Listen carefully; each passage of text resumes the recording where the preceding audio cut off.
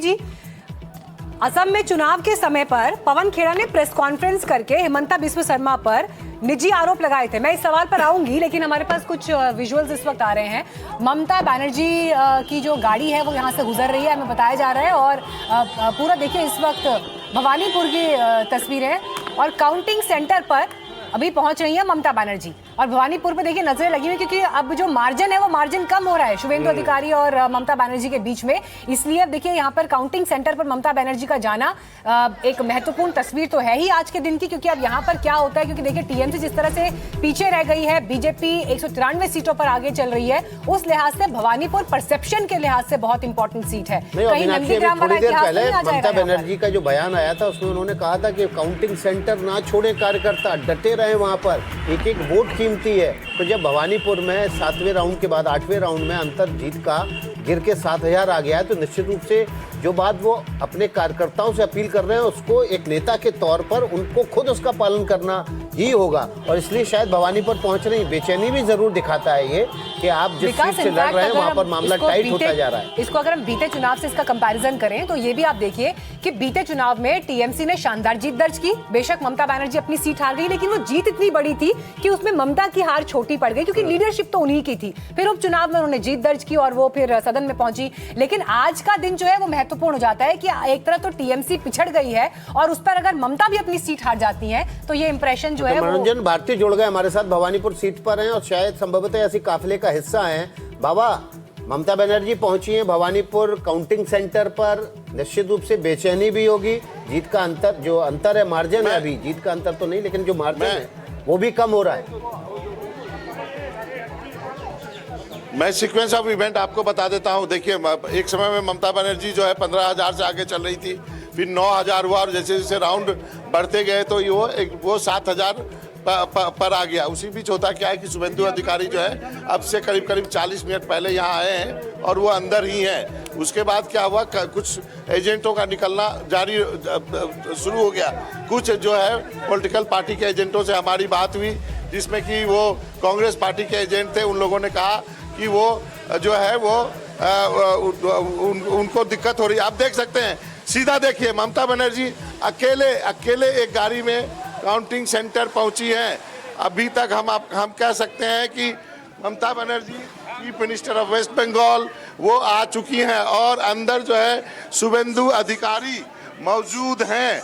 जब ममता बनर्जी को ये बात की जानकारी मिली कि शुभेंदु अधिकारी पिछले आधे घंटे से अंदर हैं, तो वो खुद आ गई हैं यहाँ पर, देख सकते हैं। और वो अंदर काउंटिंग सेंटर गई है। अभी तक जो आंकड़े हैं वो करीब, आपको मैं बता दूं कि 44,729 वोट मिले थे और शुभेंदु अधिकारी को 34,000 के करीब।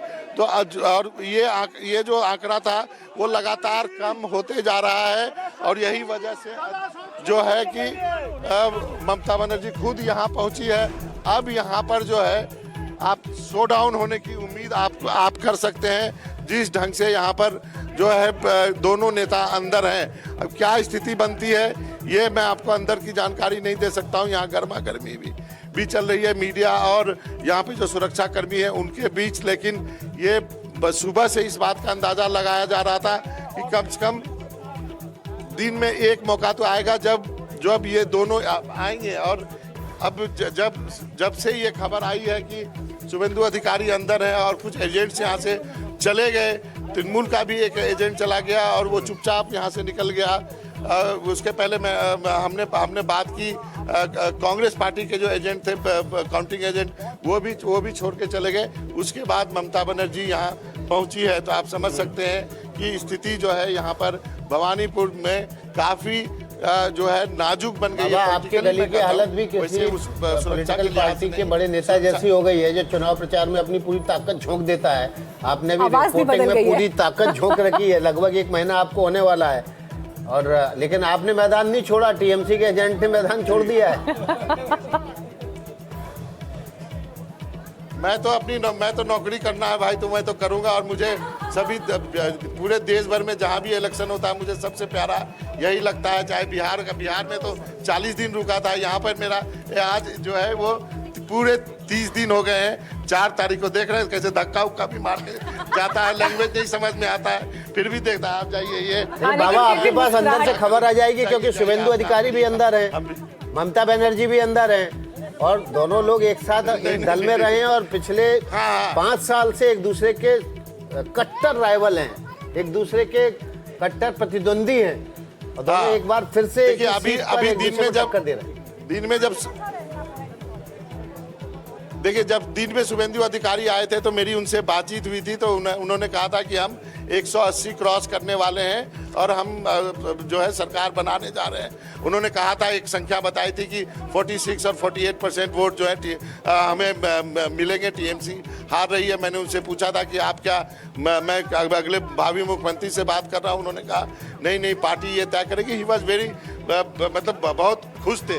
मैंने दोनों कैरेक्टर जो है ना एक ही तरह है, मतलब दोनों हार मानने वाला नहीं है, दोनों स्ट्रीट फाइटर है, दोनों जम के लड़ने वाला है और यही वजह है कि ये जो भवानीपुर की सीट जो है आज की जो काउंटिंग है वो एक प्रतिष्ठा की लड़ाई बन गई है। भवानीपुर इस वक्त सिर्फ अब सिर्फ एक की सीट या हाई प्रोफाइल सीट नहीं हो रह गई है, बल्कि इस समय पश्चिम बंगाल के चुनाव नतीजों के दिन एपिसेंटर है इस वक्त वो, जहां पर शुभेंदु अधिकारी ममता बनर्जी आमने सामने है। जादवपुर, दक्षिण कोलकाता जैसे निर्वाचन क्षेत्रों से ममता 42 सालों से जीतती आ रही है और जो भवानीपुर सीट है वो भी इसी क्षेत्र की है। जी आप कुछ कह रहे हैं बाबा? मैं कह रहा हूँ कि वो लिटरली हॉट सीट बन गई है। मतलब आप समझ सकते हैं, अंदाजा लगा सकते हैं कि काउंटिंग सेंटर के अंदर शुभेंदु अधिकारी भी हो और उनके सामने ममता बनर्जी भी हो, तो वो रियली हॉट सीट है, कीनली फॉट सीट है। और यही जो है ना ये पश्चिम बंगाल चुनाव का सबसे बड़ा फ्लैश पॉइंट भी है। बाबा एक बात बताइएगा, क्योंकि इस बार जितने ग्राउंड रिपोर्ट्स आ रहे थे भवानीपुर से, सब लोग ये कह रहे थे कि बीते चुनावों में हमने कभी ममता बनर्जी को भवानीपुर में स्टेशन नहीं देखा, लेकिन इस चुनाव में सेकंड फेज की वोटिंग के दिन ममता भवानीपुर में रही। उन्होंने मतलब जहां पे वोटिंग सेंटर्स हैं उनका दौरा किया, चेहरे पर भी एक नर्वस एनर्जी थी। आपने ये सब विटनेस किया और क्या इसी ने आज के नतीजों को प्रेडिक्ट कर दिया था पश्चिम बंगाल में? देखिए उनके चक्कर में बहुत चला हूँ, हालांकि मेरा वजन नहीं घटा ज्यादा, लेकिन मैंने एक दिन 8-9 किलोमीटर चल गया, उसके बाद एक दिन और 7-8 किलोमीटर चल गया। तो जब मैंने लोगों से पूछा कि भाई ये क्या हो रहा है, मतलब रोज इतना ही चल रही है क्या, तो उन्होंने बोला कि नहीं अक्सर।